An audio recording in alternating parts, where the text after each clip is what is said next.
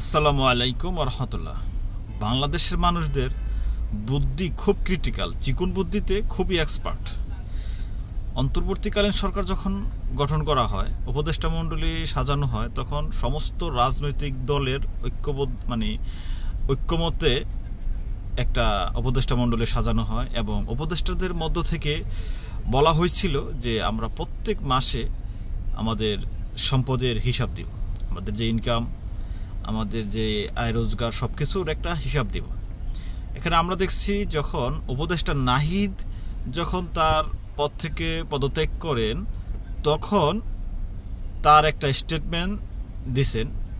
বাকি যারা আছেন আজ পর্যন্ত, আজকে 10 মাস হয়ে গেছে, তাদের কোনো স্টেটমেন্ট বা তাদের কোনো হিসাব কাউকে দেওয়া হয় নাই। তারা নিজেরা ওইটা প্রকাশ করতে কোনো নামগন্ধ পাওয়া যাচ্ছে না। এগুলি বলা হচ্ছে এই কারণে যে উপদেষ্টাদের মধ্য থেকে কেউ নাকি দুর্নীতিগ্রস্ত, করাপ্টেড হয়ে গেছে, এ ধরনের একটা কথা রটে গেছে। তো তাদের ভালোর জন্য অবশ্যই তাদের স্বচ্ছতার জন্য এই বিষয়টা, এটাকে নর্মালভাবে না দেখে প্রত্যেককে প্রতি মাসে মাসে একটা জবাবদিহিতা করলে তাদের জন্য ভালো হবে, দেশের জন্য ভালো হবে। কারণ তারা এমনি কোনো নির্বাচন অথবা কোনো কিছুর স্বাভাবিক কোনো কিছুর মাধ্যমে তারা ওই পদে আসীন হন নাই। একটা বিপ্লবের পরে অনেক তারা রক্তের মধ্য দিয়ে ওইখানে আদিষ্ট হয়েছেন। তো এই জায়গায় যদি স্বচ্ছতা না থাকে, তাহলে খুব বড় ধরনের একটা বিশ্বাসঘাতকতার সামিল, এবং তারা এটা করা দরকার। কারণ হচ্ছে, যদি তারা এটা না করে, যদি তারা এটা করতে গড়িমসি করে অথবা এটাকে পাত্তা না দেয়, তাহলে যদি তারা নিজের আখের গোছাইতে থাকে,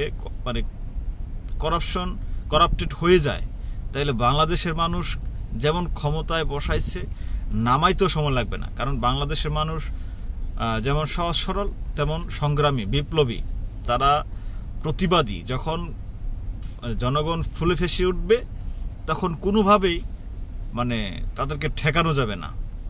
এক একজনের লাইফ স্টাইল, সব কিছু জনমনে একটা প্রশ্ন জাগছে যে তাদের আসলে ইনকাম সোর্সটা কি, নাকি তারাও আগের মতো এই দুর্নীতি ফাইল নিয়ে, যে ফাইল ঠেকায় রাখে, টাকা দিলে, ঘুষ দিলে ফাইল দিবে আপনাকে, তারপরে যে টেন্ডার, এই তদবির বাণিজ্য, এই বিষয় আগের মতোই কি শুরু হয়েছে নাকি? অনেকেই এই ধারণাটা করতেছে।